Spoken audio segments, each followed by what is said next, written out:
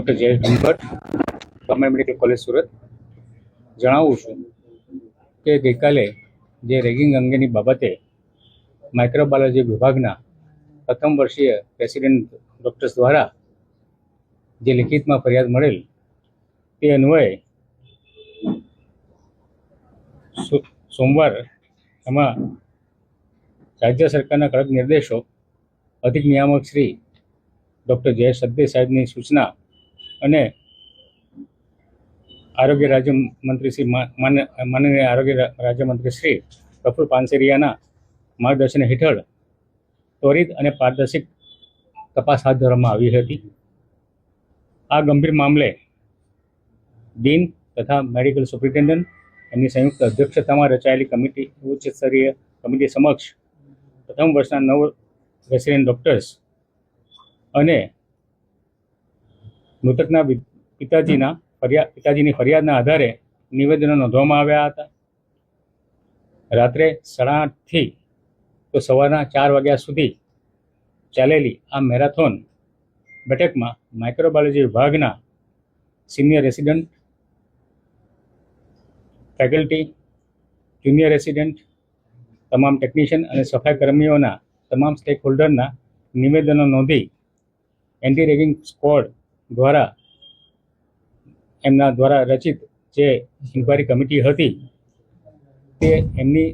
એમનો રિપોર્ટ એમના સ્પષ્ટ અભિપ્રાય સહિત એન્ટી રેગિંગ કમિટીને સુપ્રત કરવામાં આવ્યો. સદર કમિટીના અહેવાલના આધારે સંપૂર્ણ ઊંડાણપૂર્વક તપાસ અભ્યાસ હુકમ કરવામાં આવેલા.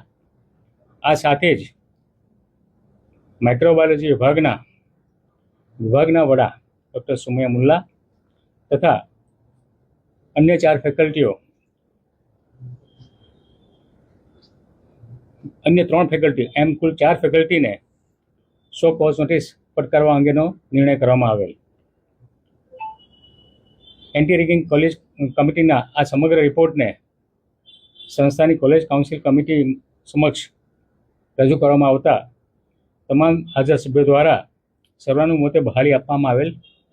અને ભવિષ્યમાં આવી નિંદનીય ઘટનાઓનું પુનરાવર્તન ન થાય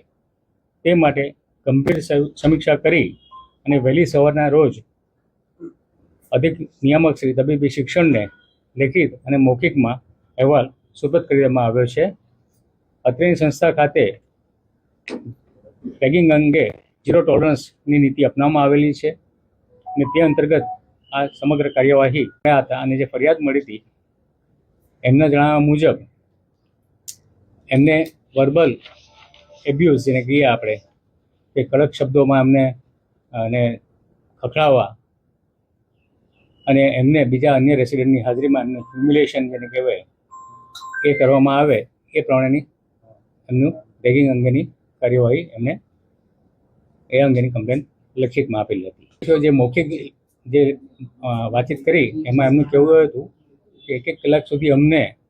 શું કાર્યો કરવા અને ન કરવા તે અંગે અમને કડક શબ્દોમાં અને જે વર્બલ એબ્યુઝ જે એમની ભાષામાં એમને કહ્યું એ પ્રમાણે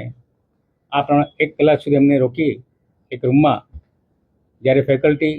ઓફિસ છોડી દે એ ઓફિસ અવર્સ બાદ એમને બોલાવી અને આ પ્રમાણેનું કાર્ય કરવામાં આવતું હતું. તે અંગેની ફરિયાદ એમણે આપેલ.